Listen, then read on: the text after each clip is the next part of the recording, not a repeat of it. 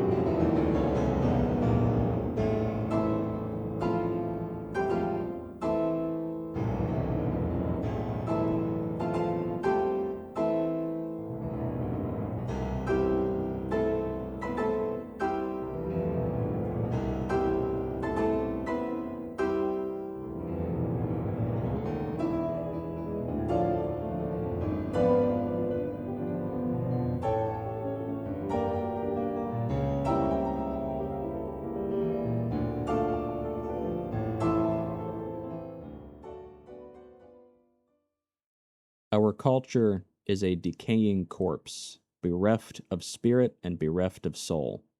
At some point since the turn of the century, the dream of a unified, national American culture ceased to be. We are coasting on empty towards the eventual collapse of one American identity into many political and ideological identities. If you're perceptive enough to realize that there seems to be a duality of cultures in this country now, you'd be correct. The left wing wants to create a culture of positivity and inclusion, a culture that eschews moral pillars in favor of warm feelings and a shallow friendliness. The right wing finds itself, as always, in a reactionary position. There's no doubt that the historical American culture once belonged to those who would now call themselves right wing. You'll be familiar with the symbols of that culture: corncob pipes, apple pie, family trips to town on Sundays, essentially anything out of the book Farmer Boy. Nowadays, those icons are little more than caricatures. Any semblance of an organic American culture has disappeared, replaced by a vaguely defined country culture that we hear about in songs. This is real American.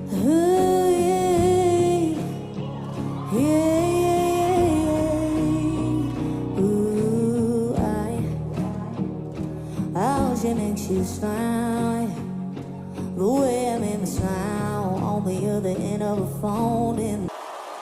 Ladies and gentlemen, please welcome our homie, Kid Rock.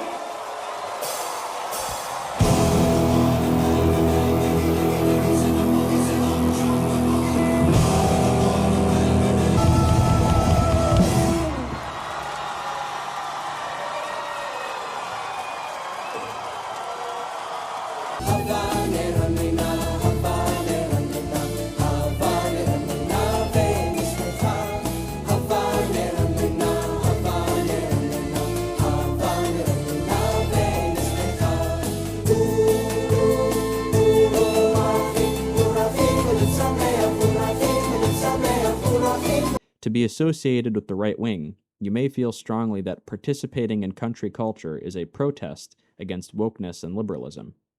You get points for being observant, but you've missed something important. What you don't see is that culture, when used like a cudgel, is not organic and will not build on itself. Maybe you've seen that for all the energy they put into celebrating it, the culture pushed by Republican leaders and organizations like TPUSA still feels hollow. Do the mouthpieces of this culture think that they will defeat liberalism by role-playing as rednecks? Behind the dry halftime shows and the repetitive music is the same staleness that you taste when you see companies try to use memes in their advertising. Always too late to the trend, always watered down to be as politically correct as possible. The real problem is that some cultures are organic while others are forced. An organic culture colors the lives and informs the values of its people. In this sense, culture is the shared framework and momentum of a society. The symbols of a culture, like apple pie and baseball, are lesser reflections of that culture itself. They are an output. They emerge downstream of the greater essence of that culture. Trying to use symbols to build a culture, as the right wing tries to do when presenting pickup trucks, beer, American flags, country girls, and Nashville as the anti-woke culture, results in a dead and bloated husk, noticeably vacant of philosophical and moral truth.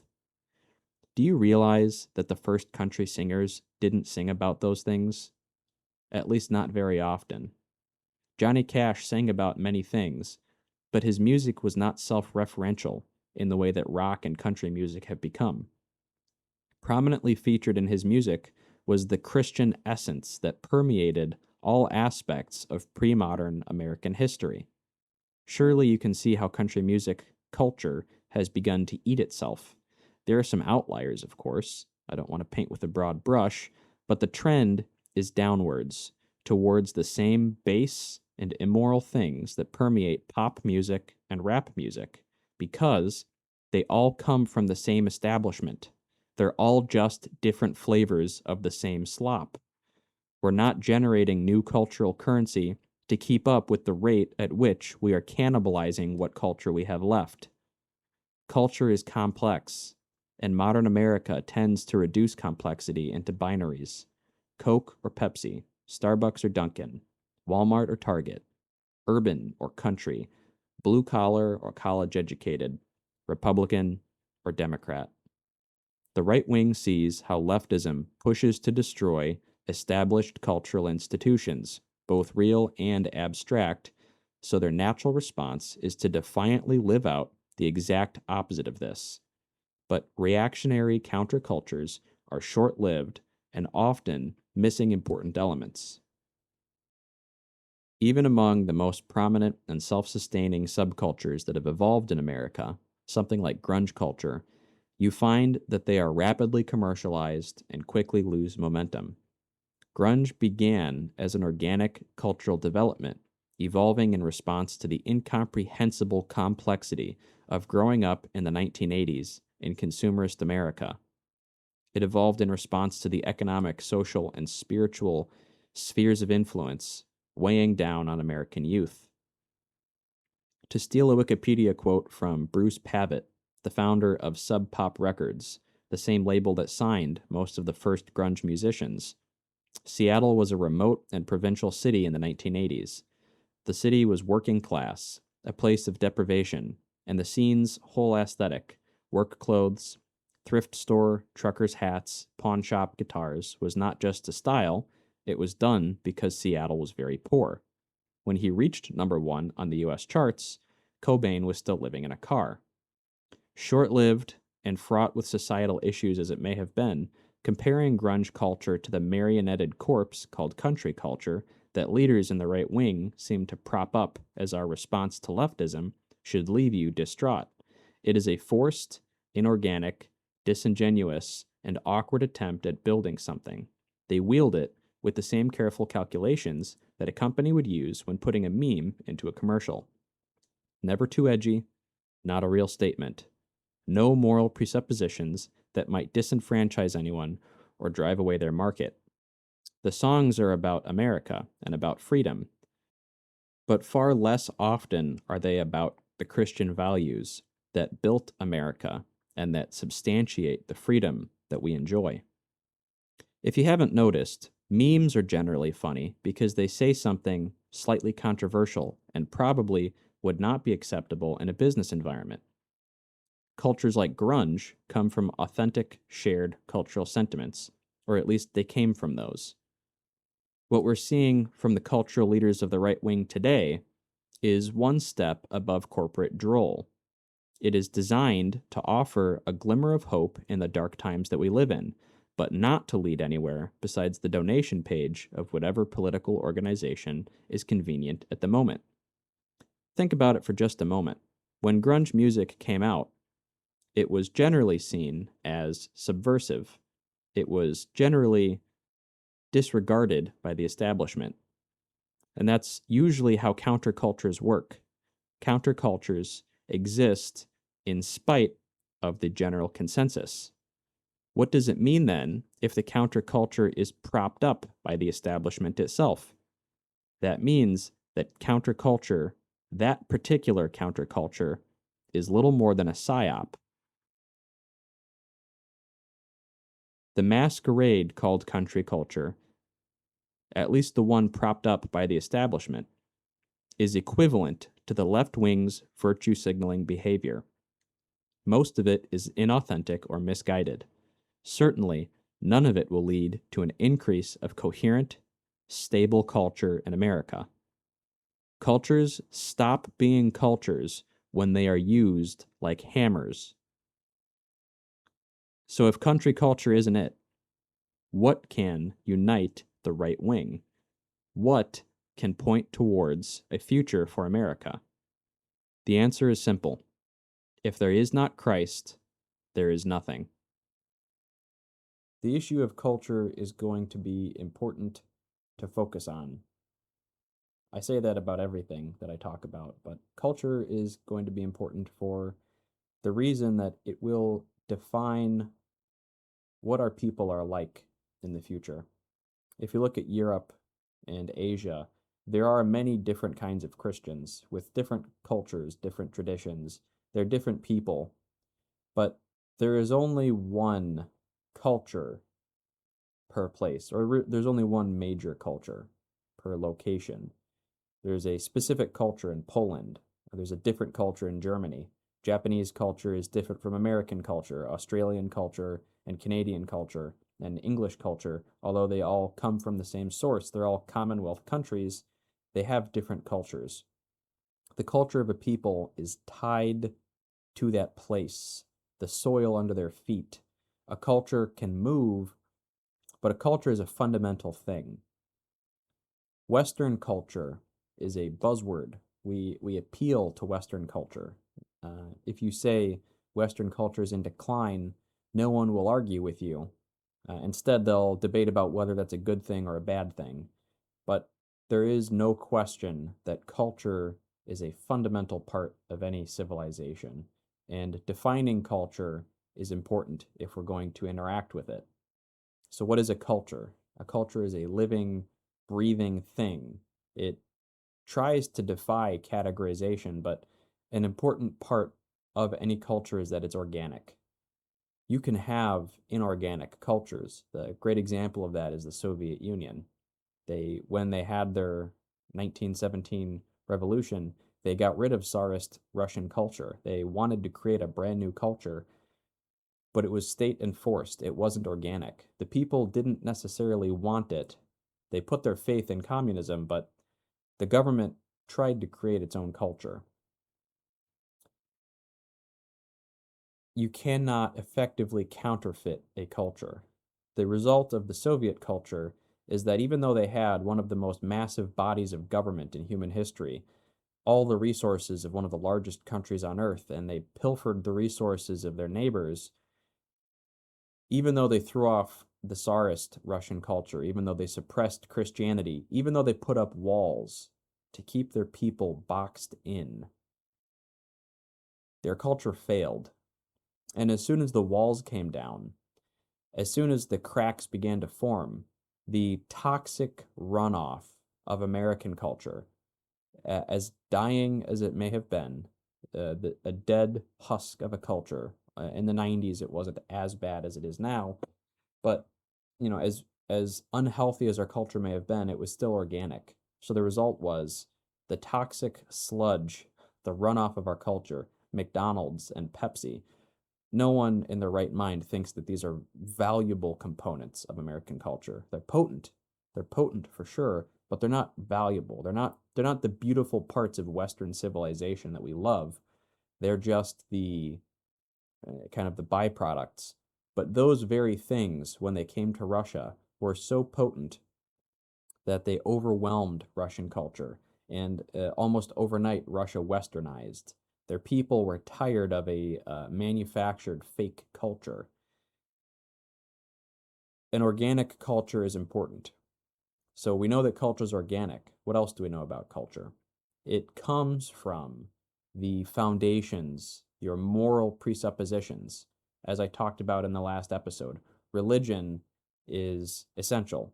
It's the foundation of a civilization, of a nation, and your culture is informed by that religion.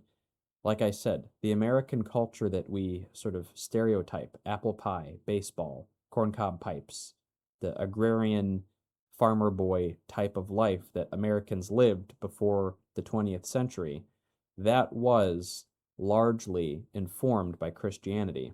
Not everyone was a good Christian. There were plenty of wicked people, as there have always been, but that culture was built around Christianity, with Christianity in mind. Christianity informed those people, their decisions, what we called good and what we called bad. Country music, as an aside, if you are a big fan of country music, I'm not saying that your music is dumb. We all like certain kinds of music that may not be the most wholesome necessarily. I'm not saying that we should never listen to country music, but I am saying if you have been duped into thinking that wearing square toe boots, driving a pickup truck, obnoxiously displaying the American flag, not as a love of your country, but as a message, sort of a cultural left hook. If that is the source of such a culture, it's dead. It's not going to create anything. If you've been duped into thinking that that sort of disposition or that sort of cultural perspective, that sort of cultural foundation is going to save the United States, then you're wrong. It is a hollow shell of what it once was. Christianity begins at the top, and from there, the rest of culture follows. Christianity informed that rural agrarian life, that culture that would go on to be sung about in the original country music, the sort of rural life that George Strait or Johnny Cash sang about.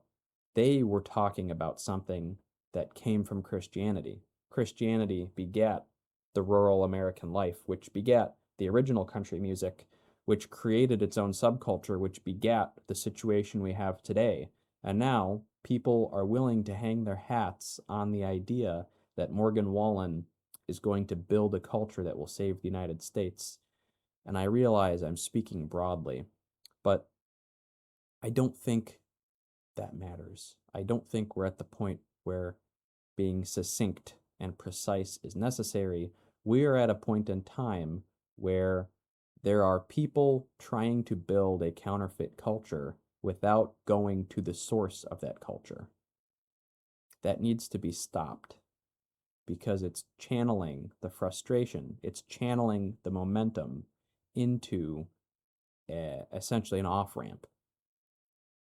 When people look at the talking heads of the right wing, when they look at TPUSA, when they look at the Make America Great Again movement, and they see that things are suddenly, the wagon is coming unhitched, and we are at an inflection point, and everything is going to change in some direction.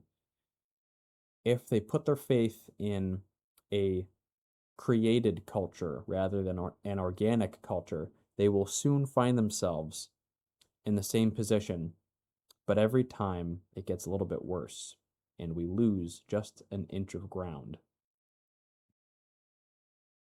What is culture? Culture is the byproduct of the moral and philosophical presuppositions of a people. When everyone agrees that even if you're not necessarily a Christian yourself, you agree in Christian morals, you agree that Christianity should be the thing that informs our government, then you have a Christian culture.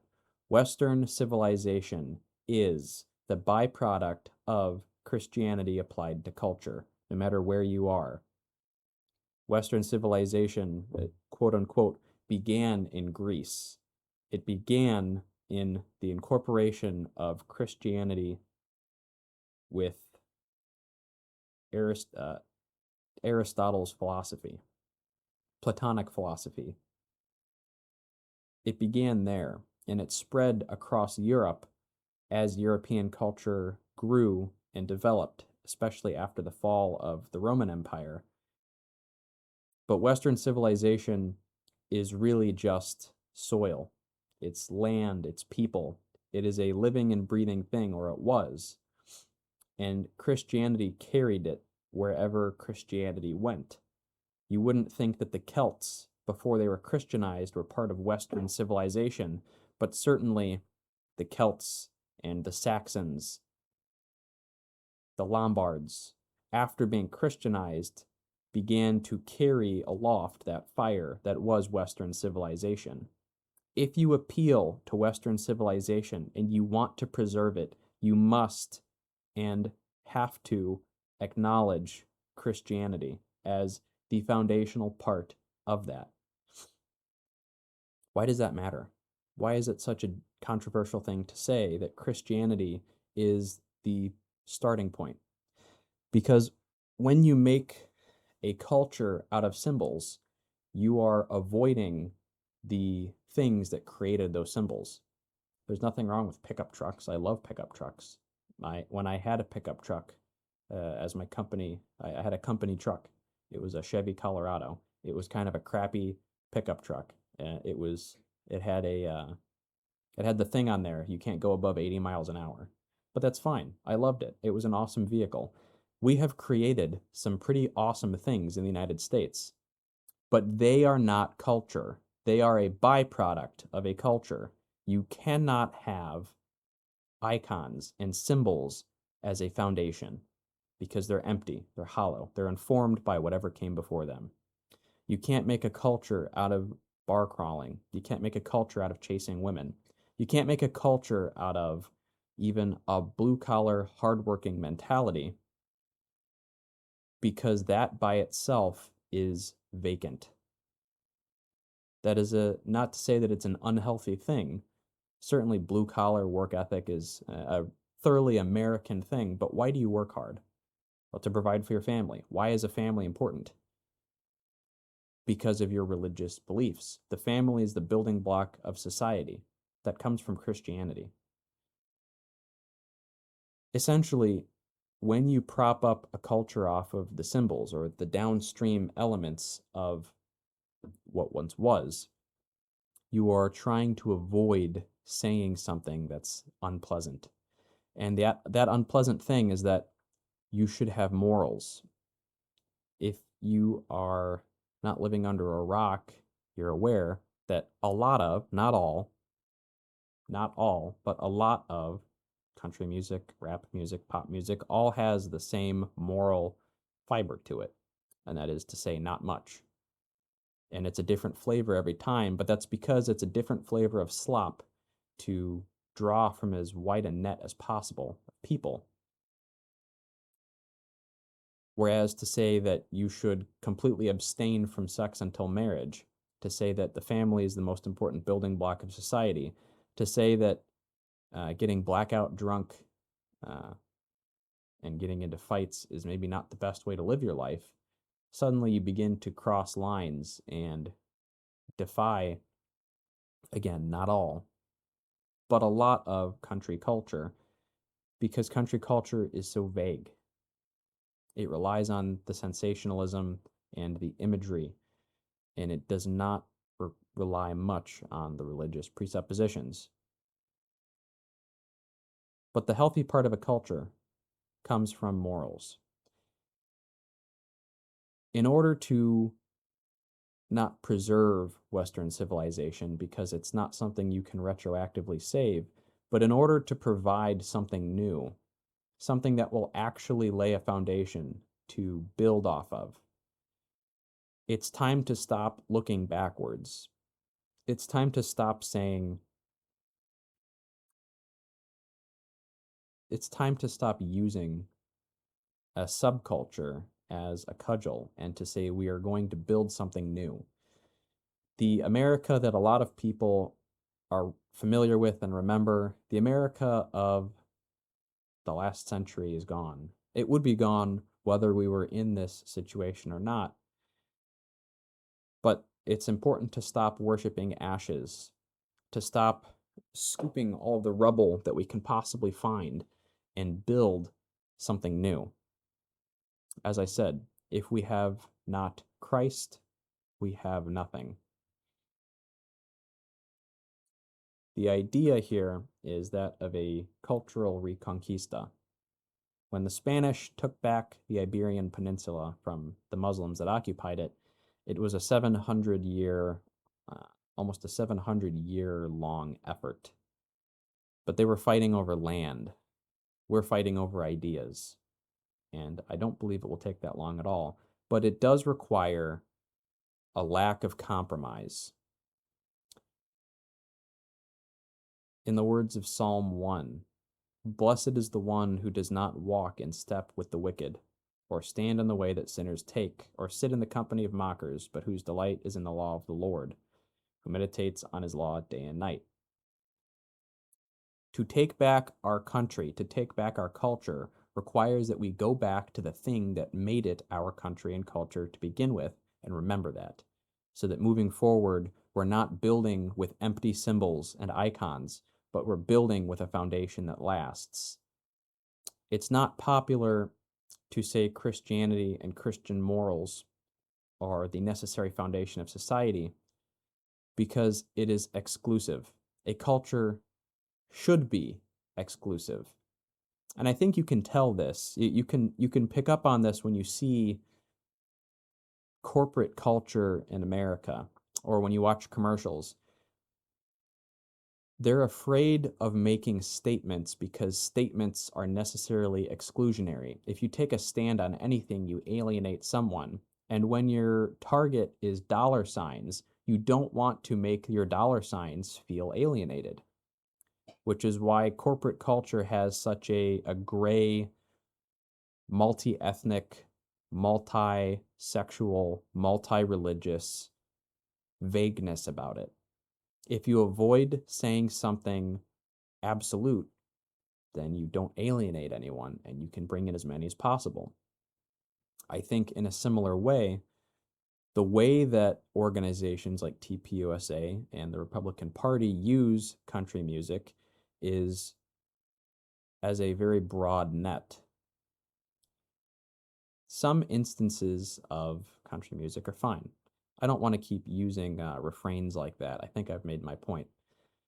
But when you use a broad net and you are not careful to outline truth and what is acceptable and what is not acceptable, you don't alienate voters. You don't alienate people to donate, people who are going to donate to your party. It's nice to see people like Kid Rock talking about their personal faith, their salvation. But it's important also to make sure that when we give a platform to people, that it is with the outward and ultimate acknowledgement that culture needs to trend away from the profane towards the upright and the moral. If you have a reaction to that, you may not be tired enough. You may not be fatigued enough by the nastiness of the world. Or maybe you're just content to live and let live, to be a bit libertarian, libertine in your philosophy. Let them do what they're going to do. I'm going to do what I'm going to do.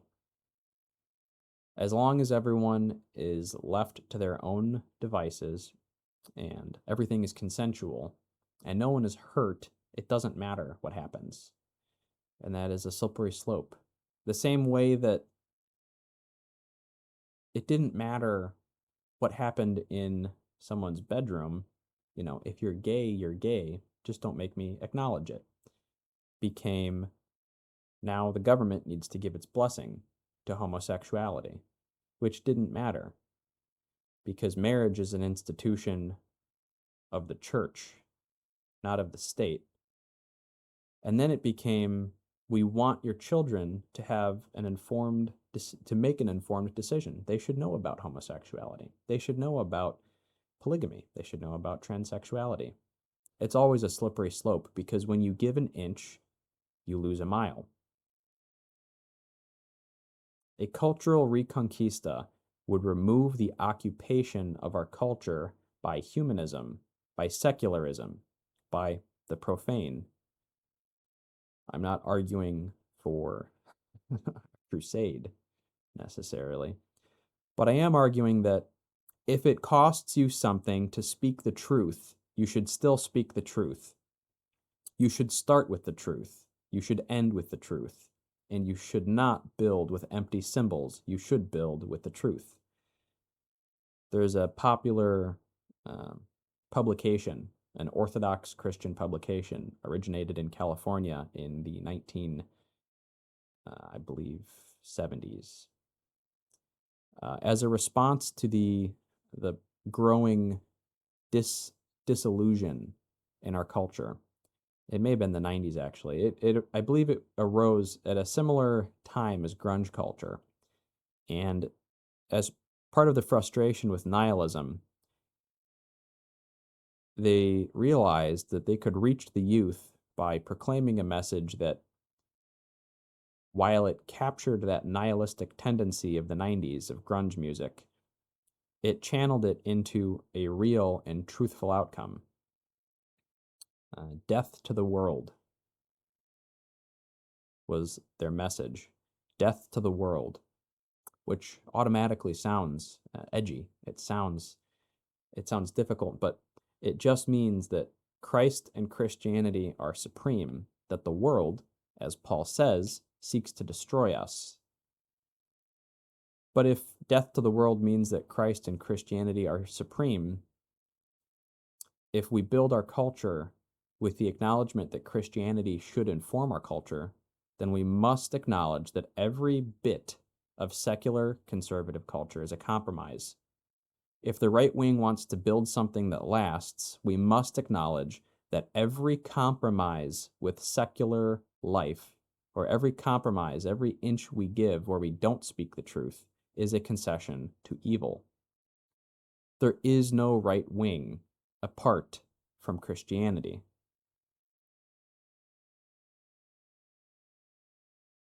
Christianity created Western culture. Western culture created the United States that we seek to preserve. The echoes of country culture in our world today are echoes of that Christian foundation, but they're just echoes. We have to remember where they come from and go to the source. When they appeal to those echoes, to those symbols, they are harnessing something similar.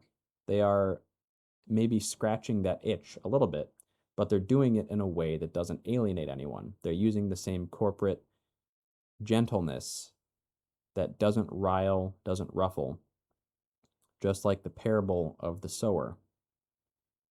Some of the seeds grew, but when difficulty arose, they died. The secular part of the right wing claims to love that culture, to love that old American way of doing things that is a repudiation of leftism and wokeism, but they do not walk with Christianity. When push comes to shove, they're undecided. It's important to say that we must kneel to Christ before we move anywhere in culture.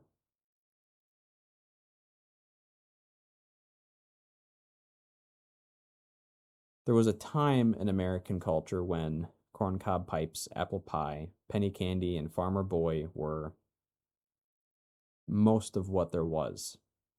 Over time, that began to change. I don't have much of a solution because a real solution would require a lot of minds working together. Like I said at the beginning, you cannot just create a culture out of nothing. They have to be organic. It can't be forced. But a nationalist culture would have a few important components. There would be a spiritual component, an ancestral component, and a local component. We would have a recognition of Christianity and Christ and the morality that comes from those, and an acknowledgement of our ancestors. And that is the dynamic that you see in country music, in country culture, in the way that people rebelling against the left wing dig deep and want to become country people. They want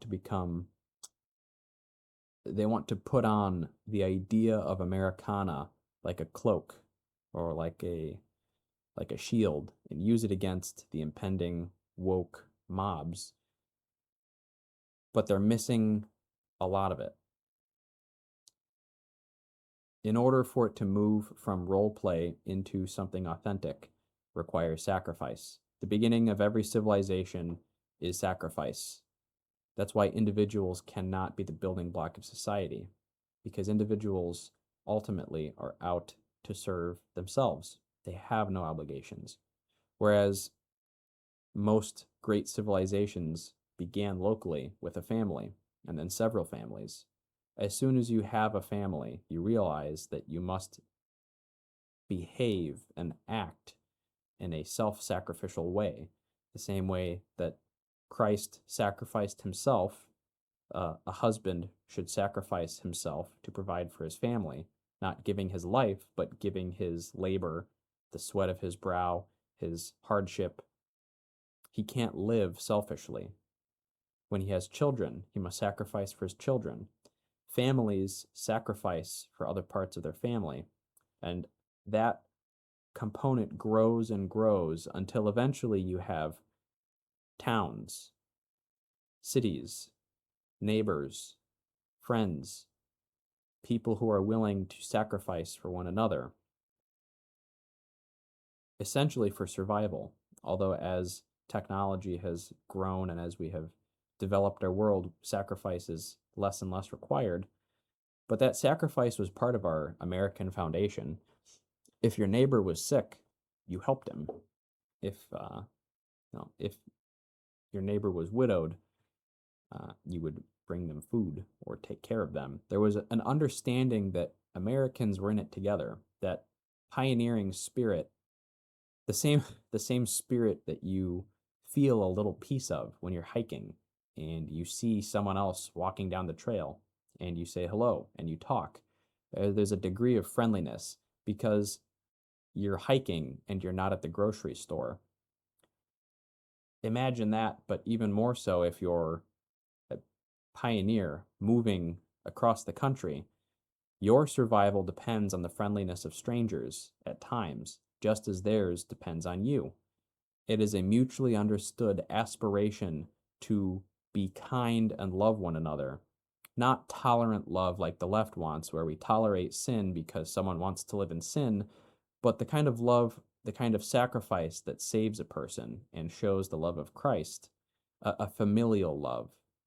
The same way a father disciplines his child is love when done properly. Love is sacrificial. Love is not just tolerant. A nationalist culture is informed by that.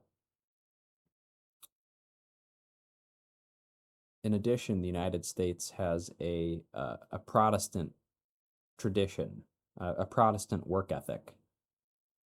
You'll hear talked about a few times how Protestant countries historically generally have more of a work ethic than Catholic countries. That's a long debate to get into. But certainly there is a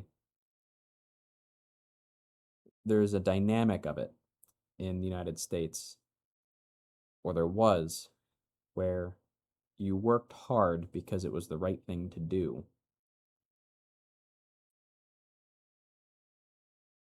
And that's a complicated issue because in some ways the corporate system in America seeks to take your labor and minimize you. And the proposed solution to that is unions, which is a long discussion. But essentially, the United States, if there was a nationalist culture that developed, it would hopefully retain elements of that Protestant work ethic, of the informed Christian foundations, of the familial structure. What made immigrants able to survive in the United States historically was that they created small enclaves. The Irish, the Polish, the Italians, the Germans, they all helped one another out. You see that in some Hispanic circles today, where if you don't have a lot and you can't get by, someone from your in-group helps you. And that used to be how the United States was. In one of my positions at work, at one of my jobs, I dealt with a lot of Polish people. And one thing that stuck with me was how they all knew each other. They were all in a similar industry, but they really all knew each other or knew of each other. And they would help each other out a lot with work. In a sacrificial way, often. Sometimes there was a guy who was kind of scummy, but everybody knew a guy, and if the contract was bigger than he could handle, he would share it with someone he knew. They all had a list of preferential choices because they all worked together and they all helped each other out to stay busy, to stay profitable. That needs to be more than just a small insular thing. In addition, there needs to be a local and regional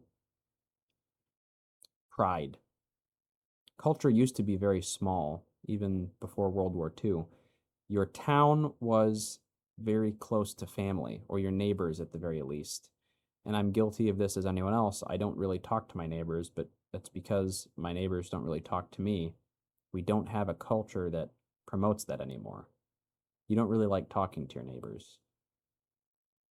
And again, it's a complicated, multivariate issue, but there used to be local and regional integration. Your neighbor was your family, in a way. They weren't as close as your regular family, but you still thought of them in a similar way.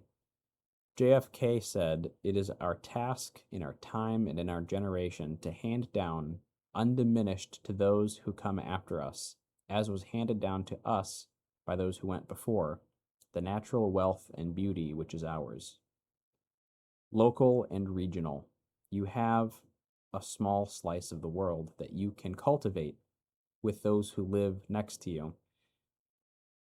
And it requires a bit of slowing down. Another part of culture that should be important, and this is a bit niche, I guess, but the family and the hamlet and feast days, as they existed in medieval times, were a bit different than we think of now. Nowadays, you get 2 weeks vacation time, and that's it. And we do have a more fast-paced world, but that's not how it should work. The medieval peasant had a whole lot more days off than the average American does. And I don't want that to sound like I'm saying I don't want to work. For example, in some Scandinavian countries, they've already tried the 4-day work week, where they, instead of working 5/8, they'll work 4/10s. So they work the same amount, they get paid the same amount, and they actually found that with an extra day off, they were more productive those 4 days of the week, and it made a remarkable difference in their quality of life. Because work is important. Like I said, there's a Protestant work ethic and that's important. But in addition to work, there's also your family and your community. And it's very hard to pour into those when you spend every hour of your life working. So yes, balance work and give your all in your job, but for God's sakes, let's have some feast days. Let's have some holidays, because you don't develop a community by spending the entire day working for someone else and not investing locally. And you can do that with a weekend today. You can have a Saturday. But again, the quality of life and the improvement, the impetus is to put less of an emphasis on capitalism and more of an emphasis on families, on communities, on the opportunity to take care of your life. I don't think I'm being controversial when I say that a 3-day weekend would leave more time for putting your life in order, putting your family in order, growing a community, a culture. And national holidays should have a fundamental meaning. St. Patrick's Day was at one point a feast day. Now it's an occasion to get drunk and bar crawl. The 4th of July is probably one of the most meaningful holidays we have in the original sense of its creation. Christmas is also meaningful, but Christmas has been warped. And I would argue, as I said this past Christmas, that it definitely feels like a hollow version of itself, that we listen to music from half a century ago because we don't make any more Christian or any more Christmas music. We've kind of lost track on Christmas. And the 4th of July, we still celebrate Independence Day, and there's the rah-rah Americana. But there should be more national holidays, because holidays also bring people together. They always have, for time immemorial. If our culture is a corpse, then we need a new one. And the reason it's difficult to say exactly what it should be, the reason why it's difficult to answer the culture question, is because it requires a combination of many people and an organic development. I am one person by myself, and it is very easy to point out all the problems in the world. It is much harder to fix them. That's why we need more people involved. It needs to become a bigger movement.